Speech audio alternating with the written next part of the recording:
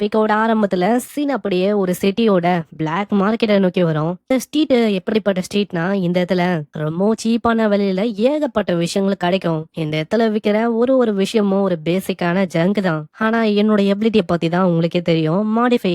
அதை வச்சு என்னால லெஜெண்டரியான வெப்பனா எதையும் மாத்த முடியும். சோ அப்படி இருக்கும் போது எந்த மாதிரி ஒரு ஹிடன் ட்ரெஷர் எனக்கு கிடைக்க போதோ, இதே மாதிரி சுவாடெல்லாம் விக்கிற ஒரு கடைக்கு நம்மால வரான். உல்ஃப் மேஜிக் கிறிஸ்டலோட இருக்கிற ஒரு சுவாடம் இருக்கு.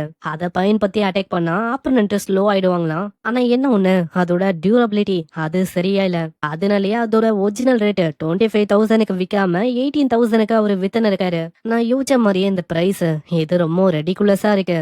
இருந்தாலும் என்னால அந்த விஷயத்த வாங்க முடியாது. சைட்ல இருக்க இந்த சோடு இது ஒரு பிரான்ஸ் சோடு. இது பேருக்கு நோண்டிதான் பிரான்ஸ் சோடு. நம்ம ஹீரோ மாடிஃபை பண்ணா இத ரொம்பவும் ஒரு பங்கமான சோடா நம்மளால மாத்த முடியும். இதனால ஜின்னும் டைரக்டா அந்த கடைக்காரன் கிட்ட கேக்குறான், உல்ஃப் மேஜிக் கிறிஸ்டலோட இருக்கிற அந்த சோடு அதை நான் ரிப்பேர் பண்ணா இதுக்கு பதிலா இந்த ஆசஸ் சோடு அதை நான் ஃப்ரீயா எடுத்துக்கலாமா?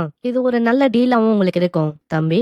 அந்த மாதிரி விஷயத்த உன்னால பண்ண முடியுமா என்ன? நம்ம ஹீரோவும் அவனோட கிராஃப்டிங் ஸ்கில்ல ஆளு காட்டுவான். நம்ம ட்ரை பண்ணி பார்த்தாதான் தெரியும் இந்த மாதிரி அது ஒர்க் ஆகுமா இல்லையான்னு. ஏன்னா எனக்கு தேவை அந்த ரஸ்டியா இருக்கிற அந்த சோடு தான். அது என்னதான் ஒரு ரஸ்டியான சோடா இருந்தாலும் அதை என்னால லெஜெண்டரியான வெப்பனா மாத்த முடியும். ஆனா அவருக்கு ஒரு சைடு டவுட்டா இருக்கும், தம்பி உன்னால அந்த விஷயத்த பண்ண முடியுமா?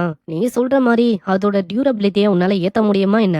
ஆக்சுவலா என்னோட ஸ்கேல்ல ரிப்பேர்மேன் எஃப் ரேங்க்ல இருக்கு. அது போக டி ரேங்க்ல இருக்க பிளாக் ஸ்மித்திங் அதுக்கான ஸ்கில்லும் என்கிட்ட இருக்கு. ஆனா இந்த ஃபீல்டுல நான் ரொம்ப வருஷமா இருக்கேன் தம்பி.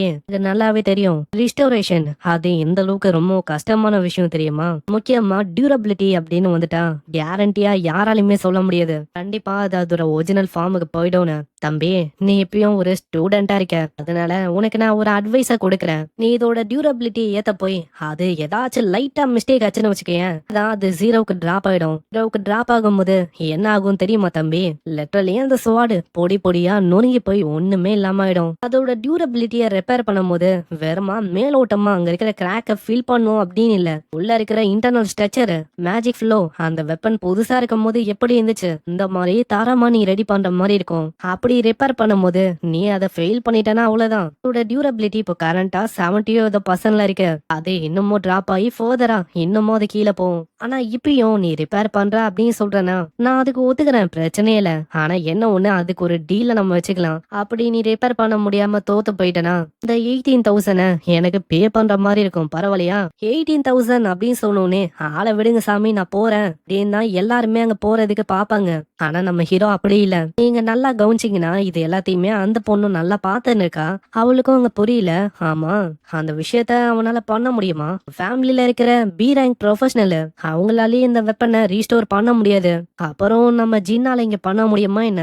நம்ம ஜின்னும் ஐயா நீங்க அதை பத்தி எல்லாம் அந்த அளவுக்கு யோசிக்க வேணாம், நான் இதை ரீஸ்டோர் பண்றேன், பிரச்சனையே இல்ல. ஜின்னை பொறுத்த வரைக்கும் என்னன்னா, என்னோட ப்ரீவியஸான லைஃப்ல நான் ஏகப்பட்ட எக்யூப்மெண்ட்டை மத்தவங்களுக்கு ரிப்பேர் பண்ணி கொடுத்துருக்கேன். எல்லாமே ஏ ரேங்க்ல இருந்து எஸ் ரேங்க் வரைக்கும் ஒரு ட்ரெஷராவும் நான் மாத்திருக்கேன். எப்பயுமே எஃப் ரேங்க்ல இருக்கிற ஒரு கிராஃப்டர் அவங்களுக்கு கிராஃப்டிங் இதுக்கான ஸ்கில் கிடைக்கும் போது அவங்க அந்த அளவுக்கு அந்த ஸ்கில்ல ட்ரை பண்ண மாட்டாங்க. ட்ரை பண்ணாம அவ்வளவுதான்டா வாழ்க்கையே மூஞ்சி போயிடுச்சு, நம்மளால முன்னேற முடியாது அப்படின்னு யோசிச்சு விட்டுருவாங்க. ஆனா என்னோட ப்ரீவியஸான வாழ்க்கையில நான் ஒன்னும் அப்படி இல்ல. நான் பயங்கரமா ட்ரை பண்ண, தொடர்ந்து ட்ரை பண்ண என்னோட ஸ்கில் ஒரு பங்கமான ஸ்கில்லாவும் மாறிச்சு. இந்த மாதிரி ஒரு கிரேட்டான அட்வான்டேஜ என்னால எப்படி இங்க விட முடியும்? ஏன்னா இதுக்கு முன்னாடி இதை விடவும் மோசமான சோடெல்லாம் நான் ரெடி பண்ணிருக்கேன். அப்படி இருக்கும் போது இந்த மாதிரி ஒரு லோ லெவலான எக்யூப்மெண்ட்லாம் என் முன்னாடி ஒரு சைல்டு பிளே தான். அங்க இதே மாதிரி நம்மால பண்ண ஆரம்பிக்க எல்லாருமே ரொம்ப ஆச்சரியமா பாக்குறாங்க.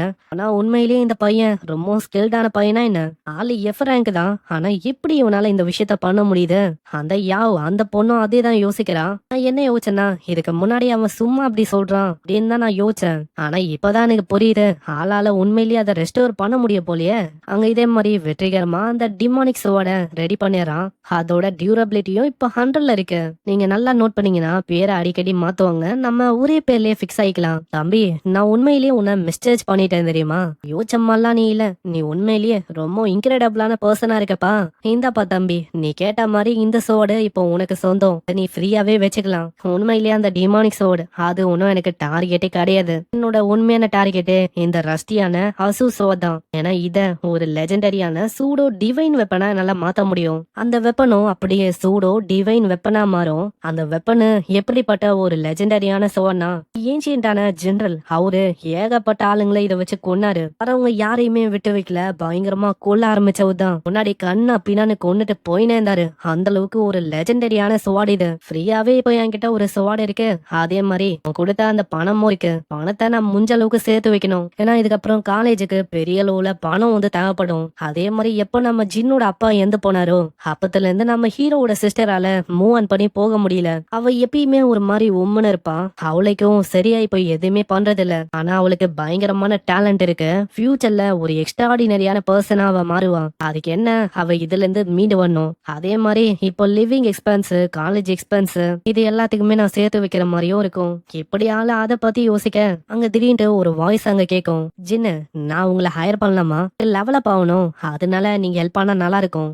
எங்கேயோ கேட்ட குரல் அப்படின்னு நம்மளும் பாக்குறான். பார்த்தா வேற யாரும் இல்ல, அதே யாவ் அந்த பொண்ணுதான். ஜின்னு, நான் ஜஸ்ட் 0 லெவல்ல இருந்து லெவல் 10க்கு போகணும். அப்படி நான் லெவல் 10 ரீச் பண்ணனா உங்களுக்கு 50,000 அவ்வளவு உங்களுக்கு பேமெண்டா தரேன். இப்பதான் இந்த யாவ் இந்த பொண்ணோட ஸ்கில்ல பத்தி எனக்கு தெரியுது. இவகிட்ட இருக்கிற கிளாஸ் ஒரு எஸ் ரேங்க்ல இருக்க ஹோலி ஏஞ்சல், அதுக்கான கிளாஸ்.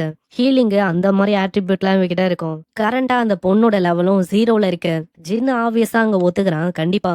ஏன்னா பணம் நம்ம ஜின்னுக்கு இப்போ ரொம்ப முக்கியம். நான் யோசிக்கல, பிராக்டிக்கலா என் டோர் ஸ்டெப்புக்கு மணியை வந்தா நான் எப்படி விட முடியும். அங்க யாவும் அந்த ஓனர் கிட்ட போயிட்டு எனக்கு அந்த டிமானிக் ஸ்வார்டு வேணும், அதனால எனக்கு கொடுங்க. ஆனா இதோட டியூரபிலிட்டி இப்போ ஃபுல்லா ரெஸ்டோர் ஆயிடுச்சு, இதனால இதோட விலை அது 25,000. உனக்கு ஓகே தானே இதை வாங்கிக்கிறதுக்கு? அவ கேஷுவலா 25,000 நீட்டா பாக்குற நம்மால 25,000. அந்த அளவுக்கு இவ கேட்ட பணம் இருக்குன்னா கண்டிப்பா இவ ஒரு வெல்த்தியான ஃபேமிலில இருந்து வந்த ஒரு பொண்ணு நினைக்கிறேன். அந்த கடைக்காரரும், ஏமா தயவு செஞ்சு அக்செப்ட் பண்ணிக்கம்மா, 25,000 ஒரே பேமெண்டா எனக்கு வந்ததே இல்லம்மா. அங்க நம்மளும் யோசிக்கிறான், இந்த அளவுக்கு பணக்காரங்கள இந்த மாதிரி ஸ்ட்ரீட்ல நான் இதுக்கு முன்னாடி பார்த்ததே இல்ல. அதே மாதிரி அவ வியர் பண்ணிருக்க ஒரு விஷயமும் சும்மா இல்லைங்க, எல்லாமே பயங்கர ரிச்சா இருக்கு. கேஷுவலா அவ 50,000 கொடுக்கும் போதே யோசிக்க வேணவா அவ எந்த அளவுக்கு பணக்காரின்னு. அங்க அந்த ஸ்வாட் அவ பொறுமையா கொண்டு வரா. அந்த இடத்துல நம்ம ஹீரோவும் அந்த பொண்ணோட எபிலிட்டிய பத்தி யோசிக்கிறான். அந்த பொண்ணோட எபிலிட்டி ஒரு எஸ் ரேங்க்ல இருக்க சப்போர்ட் கிளாஸ். அவளை நான் லெவலப் செய்யும் போது அது உண்மையிலே எனக்கும் ரொம்ப சப்போர்ட்டிவா தான் இருக்கும். ஏன்னா அதனால ஹியூஜான பூஸ்ட் எனக்கு கிடைக்கும், ஈஸியா என்னால லெவலப்பும் ஆக முடியும். ஆனா அதுக்கப்புறம் தான் ஆச்சரியமான விஷயமே ஏற்படும். இந்த பொண்ணு கேஷுவலா முன்னாடி வந்துட்டு, ஜின்னு அப்பன்னு என் மூலமா வந்திருக்க ஒரு சின்ன கிஃப்ட் அப்படின்னு வச்சுக்கோங்க ப்ளீஸ், இது பிடிக்கல அப்படின்னு ஒண்டி சொல்லாதீங்க. என்ன இவ கேஷுவலா இதையும் அப்படியே கொடுக்குறா. இந்த பொண்ணு ரிச்சா ஒண்டி இல்லாம அதே டைம்ல ரொம்ப பொலைட்டாவும் இருக்கா. நம்மளுக்கும் வேற வழியில அக்செப்ட் பண்ணிக்கிறான். ரொம்ப நன்றி யாவ், பரவாயில்ல, உனக்கு பிடிச்சிருந்தா எனக்கு சந்தோஷம் தான். நம்ம யாவுக்கு என்னதான் ஆளு எஃப் ரேங்க்ல இருந்தாலும் ஆளோட திறமை அது லிமிட்லெஸ்ஸா இருக்கு. நான் பண்ற இந்த விஷயம் இது ஃபியூச்சருக்கான ஒரு சின்ன இன்வெஸ்ட்மெண்ட் தான் இவன் மேல. அவ்வளவுதான், இப்ப வேற எதுக்கு வெயிட் பண்ணும், லெவலப் ஆகணும் சொல்லி ட்ரைனிங் கிரவுண்டுக்கும் அவங்க 2 பேர் போறாங்க. அங்க ட்ரைனிங் கிரவுண்ட்ல கேஷுவலா பேப்பரை வெட்டுற மாதிரி நம்மால அந்த சோட வச்சு வெட்டி போறான். அங்க பின்னாடி அவ வேற நல்லாவே சப்போர்ட் பண்ணுவா. அவரோட ஹீலிங் சப்போர்ட்டும் உண்மையிலேயே செம்மையா இருக்கும். லெவலும் பயங்கரமா நம்ம யாவுக்கு ரைஸ் ஆகுது 4ல இருந்து 5. இதே மாதிரி ரொம்ப வேகமாவே லெவல் 9க்கு வரா. அந்த உல்ஃப் பீஸ்டுங்களை கொள்றதுக்கான ஒரு புது ரெக்கார்டையும் அவங்க செட் பண்ணுவாங்க. திரும்பவும் நம்ம ஜின்னு ரெக்கார்டை செட் பண்ணிட்டானா அப்படின்னு எல்லாருமே ரொம்ப ஆச்சரியமாகறாங்க. அந்த பொண்ணை பார்த்தோன்னே அவங்களுக்கு இன்னமும் ஷாக்கு. அந்த யாவ் அந்த பொண்ணு ஒரு ரிச்சான மர்ச்சன்ட் ஃபேமிலில இருந்து வந்திருக்கா. அவளோட ஃபேமிலி ஒரு பெரிய ஃபேமிலி. இதுக்கப்புறம் ஆல்மோஸ்ட் அவ லெவல் 10க்கு போற மாதிரி அவ போயிட்டா. ஆனா என்ன ஒண்ணு, அவ களைச்சு போன மாதிரி அவளுக்கு ஃபீல் ஆகுது. கொஞ்சோண்டு நம்ம பிரேக் எடுக்கலாமா, ஏன்னா லெவல் 10 வந்து கொஞ்சம் கிட்டதான் இருக்கு, நீ வெறுமா வாக் பண்ணி வா, மீதி விஷயத்த நான் பாத்துக்கிறேன். எஸ் ரேங்க் சப்போர்ட் இருக்கிறனால இப்போ எல்லா விஷயமும் ரொம்ப ஈஸியாவே இருக்கு. ஆனா உண்மையான பிரச்சனையே இதுக்கப்புறம் தான் ஆரம்பிக்குது. நாங்க இதுக்கப்புறம் போக போற அந்த பேஸ் அதுதான் நெதர் ஃபிளேம் போர் பேஸ். நார்மலா எந்த விதமான ரூக்கியும் அவ்வளவு சீக்கிரத்துல அங்க போகணும் அப்படின்னு யோசிக்க மாட்டாங்க. ஏன்னா அந்த இடத்துல ஒரு கொடூரமான மாஸ்டர் இருக்கு, அதை எதிர்த்து நம்மால போட்டி போடலாம் அப்படின்னு போயின்னு இருக்கான். அந்த பேஸுக்கு ஆளு வந்தோடனே அங்க இருக்கிற பர்சனும் அவங்க தடுக்கிறான். ஜின்னு, இந்த மாதிரி நீ போன ரெக்கார்ட்ஸ் எல்லாம் உடைச்ச அப்படின்னு நல்லாவே எனக்கு தெரியும். இருந்தாலும் நீங்க வந்திருக்க இந்த பேஸ் இத பத்தி நீ கொஞ்சம் யோசிப்பா. ஏன்னா நீ நினைக்கிற மாதிரி ஒன்னும் இது ஒரு சாதாரணமான இடம் கிடையாது. ஏன்னா இந்த இடத்துல இருக்க நதர் ஃபிளேம் போர் கிங் அது நீ இதுக்கு முன்னாடி சண்டையிட்ட மத்த பீஸ்டுங்களை விட ரொம்ப டேஞ்சரஸ் ஆனது. ஆனா நம்ம ஜின் எங்க கேட்க போறான், இல்லங்க நாங்க போலாம் அப்படின்னு டிசைட் பண்ணிட்டோம். எந்த இடத்துல கிரேட்டரான ரிஸ்க் இருக்கும் அந்த இடத்துல தான் கிரேட்டரான ஆப்பர்ச்சுனிட்டியும் இருக்கும். அதனால எப்படி நாங்க அப்படியே இந்த விஷயத்த விடுவோம். அதுக்கும் மேல என் கூடவே இந்த பொண்ணு இருக்கா. அவளோட ரேங்கும் எஸ். ஒரு எஸ் ரேங்க் சப்போர்ட்டர் இருக்கும் போது நான் எதுக்காக இந்த விஷயத்துக்காக கவலை பண்ணோம். சரி, இப்ப என்னால எதுவுமே பண்ண முடியாது. உங்க 2 பேருக்கும் குட் லக் அப்படின்னு தான் சொல்ல முடியும். பாத்து ஜாக்கிரதையா போயிட்டு வாங்க. அவங்க 2 பேருமே இதே மாதிரி அந்த பாஸ் இருக்கிற அந்த ஏரியாக்கு வராங்க. ஜின்னு, என்னப்பா இங்க ரெகுலரான மாஸ்டர்ஸ் எதுவுமே இல்ல? அது ஏன்னா நீ நினைக்கிற மாதிரி இந்த இடம் இல்ல. எந்த விதமான ரெகுலரான மாஸ்டர்ஸும் நீ பார்க்க வாய்ப்பே இல்ல. இங்க ஒரே ஒரு பாஸ், அந்த போர் கிங், அது ஒண்டிதான் இங்க இருக்கும். இதை கேட்ட உடனே அவ பயப்படுறா. ஏன்னா இது வரைக்கும் டீல் பண்ணது எல்லாமே சின்ன சின்ன விஷயம். இப்ப அவ பெரிய பாஸா அப்படின்னு கொஞ்சம் பேனிக் ஆகுறா. அந்த இடத்துல ஏதோ ஒரு விஷயமும் ஓடி வர மாதிரி அங்க தோணும். அது வேற எதுவும் இல்ல, இவங்க தேடி வந்தா அதே போர் கிங் அதேதான். அது வந்த உடனே என்னப்பா இது, இதோட சைஸே இந்த அளவுக்கு பெருசா இருக்கு. நானும் இதுக்காக தான் வெயிட் பண்ணேன். ஒரு கை பாத்திரலாமா? நம்ம ஹீரோ முன்னாடி ஒரு ஜெயிண்டான நெதர் ஃபிளேம் போர் வந்திருக்கும். அதோட லெவலும் லெவல் 15. அதுலயும் முக்கியமா அதோட பாடியில மேஜிக்கல் நெதர் ஃபிளேம்ஸ் அப்படின்னு ஒரு ஃபிளேம்ஸும் வரும். அதோட டெம்பரேச்சர் அது ஒண்டி 200 கிட்ட போகுமா. தொடர்ந்து என்ன ஹீல் பண்ணினே மீதி விஷயத்த நான் பாத்துக்கிறேன். ஓகே ஜின்னு, எப்பயுமே ஒரு பவர்ஃபுல்லான மாஸ்டரை டீல் பண்ணும் போது மொமெண்ட் கிடைக்கும் போதே நம்ம தாக்கிடணும். அதனால ஆளும் பயங்கர வேகமா அங்க தாக்க போறான். இப்படி பறந்து தாக்கும் போது கிராவிட்டியும் அது கூடவே ரொட்டேஷனும் இருக்கும் போது கண்டிப்பா என்னால அதோட கழுத்தை வெட்ட முடியும். ஆனா ரொம்ப ஆச்சரியமான விஷயமா அந்த போரும் அதுக்கேத்த மாதிரி பயங்கரமா ஜம்ப் பண்ணும். இத பாக்குற ஜின்னு ரொம்ப ஆச்சரியமா வரான். நான் யோசிச்சதை விட இந்த போரு இது உண்மையிலேயே ஸ்மார்ட்டா இருக்கு. ஆனா அதுக்குன்னு என்னால அப்படியே ஒண்ணு விட முடியாது. அவன் நோட்டீஸே பண்ணாத போது என்னோட ஸ்கில்ல நான் பயன்படுத்தணும். அதே மாதிரிதான் ஆளு பண்றான். அந்த ஸ்டீல் சோட ஒரு லெஜெண்டரியான சோடாவும் ஆளு மாத்துவான். இதனால ஃபிராக்ஷன் ஆஃப் செகண்ட்ல அது ஒரு லெஜெண்டரியான சோடா மாறும். நம்ம ஹீரோவோட லெவல் இப்போ ரொம்ப கம்மியா இருக்குல்ல, அதனால இது ஒரு லெஜெண்டரியான சோடா இருக்கலாம். ஆனா ஒரு காப்பி மாதிரிதான். சிம்பிளா சொன்னா ஒரு இமிடேஷன், அது மாதிரிதான். அந்த உண்மையான லெஜெண்டரியான சோடுக்குள்ள எந்த அளவுக்கு பவர் இருக்கோ அந்த அளவுக்கு இதுகிட்டயே பவர்ஸ் இருக்கு. யோசிச்ச மாதிரி இப்போ என்னால ஒரு டிவைன் வெப்பனை கிரியேட் பண்ண முடியல. ஆனா இப்போ இருக்கிற நிலைமைக்கு இதுவே ஆக்சுவலா போதும். ஏன்னா இதோட பவர்ஸோ பல மடங்கு ரொம்ப அதிகமாயிடுச்சு. இதால ஆர்மரை இக்னோர் பண்ணி டைரக்டா ஆப்பனண்ட தாக்க முடியும். அதனால எப்படி பார்த்தாலும் இங்க அப்பரான்னு சொன்னா அது எனக்கு தான் இருக்கு இப்படின்னு நம்மாலும் அந்த போரோட டஸ்க்ல தாக்க அதுவும் அப்படியே துண்டாய் விழும். அங்க இதனால அது இன்னும் தான் கோமாவுது. ஜின்னும் யோசிக்கிறான், சீக்கிரமா நம்ம பாக்குறதுக்குள்ள இந்த சவாட திரும்ப பழையபடி மாத்தணும், இல்லன்னா அவ்வளவுதான் என் மேலதான் அவளுக்கு டவுட் வரும். அங்க யாவும் ரொம்ப ஆச்சரியமாவுறா. ஆமா, அது உண்மையிலேயே என்ன ஒரு ரேங்க்ல இருக்க வெப்பனா என்ன? ஏன்னா அந்த மாஸ்டரோட ஹார்டஸ்ட் பார்ட்டே அந்த டஸ்க். அதான் வெறும் ஒரே ஒரு ஸ்விங்ல நம்ம ஜின்னு வெட்டிட்டானா. அப்சல்யூட்டா பார்த்தா அது ஒரு இம்பாசிபிளான விஷயம். இப்பதான் எனக்கு புரியுது. அதுக்கு காரணம் அந்த வெப்பன் அது ஒண்ணும் இல்ல. அதுக்கு காரணமே நம்ம ஜின்னு தான். ஏன்னா ஜின்னுக்கு பயங்கரமான பவர்ஸ் இருக்கு. ஜின்னோட ரா ஸ்ட்ரென்த் வச்சுதான் ஆளு வெட்டி இருக்கான். இப்படின்னு அவ வெப்பன் கிடையாது, அதுக்கு காரணம் ஜின்னு அப்படின்னு தப்பா புரிஞ்சுக்கிறான். ஜின்னோட டெக்னிக் எஃப் ரேங்காவே இருக்கலாம், இருந்தாலும் ஆளை கிட்ட பவர்ன்னு வந்துட்டா அது ரொம்ப அதிகமா இருக்கு. இப்படி நம்ம ஜின்ன பார்த்து அவ ஷாக்கிங்கா யோசனை இருக்கல. இத வெறமா நம்ம ஹீரோ பாக்குறதுலயே புரிஞ்சுக்கிறான் அவன் அந்த மாதிரிதான் யோசிக்கிறான்னு. இதனால ஆளும் கிட்ட சொல்றான், போலி லைட்டா விடாத. ஏன்னா உனக்கு எக்ஸ்பீரியன்ஸ் கெயின் ஆகணும்னா நீ அதை தொடர்ந்து பயன்படுத்தணும். இல்லன்னா நான் இதை அழிக்கும் போது எனக்கு ஒண்டிதான் அங்க எக்ஸ்பீரியன்ஸ் பாயிண்ட் வரும், உனக்கு வராது.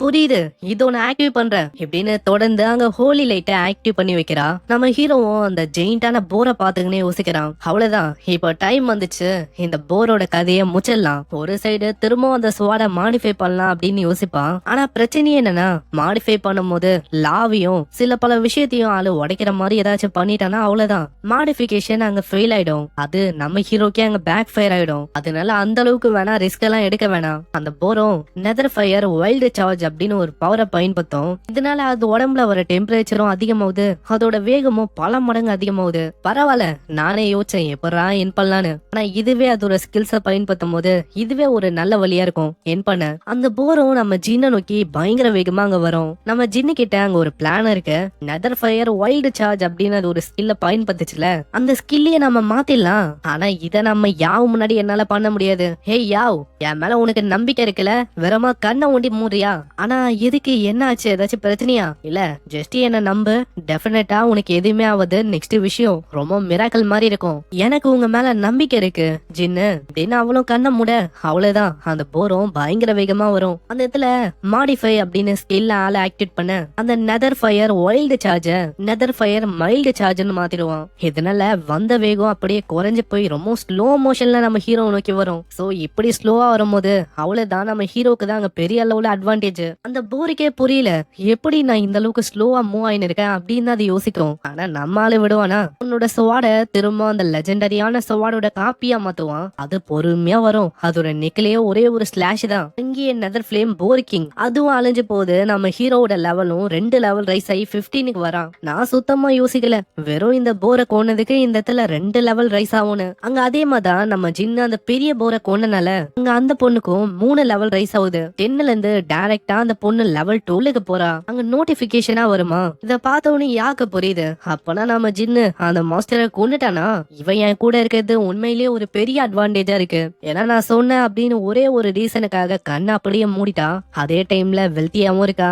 எஸ் ரேங்குக்கான ஹீலிங் அதுவும் இவகிட்ட இருக்கு. இந்த மாதிரி விஷயம் ஏற்படுறது ரொம்ப ரேரான விஷயம். இவ உண்மையிலேயே ரொம்ப ஒரு நல்ல டீம்மேட்டா இருப்பா ஃபியூச்சர்ல. இதனால நம்ம ஜின்னும் யோசிக்கிறான், கண்டிப்பா ஃபியூச்சர்ல டஞ்சனுக்கு எல்லாம் போற மாதிரி இருந்தா கண்டிப்பா இவள டீம்ல சேர்க்கணும். யாவ், இப்ப எல்லாமே முடிஞ்சிச்சு, அதனால இப்பயும் நீ க்ளோஸ் பண்ணி வச்சிருக்கணும் அப்படின்னு அவசியம் இல்ல, ஓபன் பண்ணு. நீ கேட்ட மாதிரியே நான் மிஷினை கம்ப்ளீட் பண்ணிட்டேன். உன்னோட லெவல் இப்போ கரண்டா 12ல இருக்கு. கண்ணை திறக்கும் போது முன்னாடி இருக்க காட்சியை பார்த்து அவ இன்னமும் ஷாக் ஆகுறா. ஏன்னா அந்த மாதிரி ஒரு பெரிய ஜெயிண்டான பாஸ் ஆக்சுவலா இவன் கொண்டுட்டானா. அது ரொம்ப பவர்ஃபுல்லான பாஸ் ஆயிடுச்சு. அதுவும் தனியா ஆளு மூச்சு விட்டான். நம்ம ஜின்னும் ஆமா யாவ் என்ன பண்ண இருக்க, வா போகலாம்.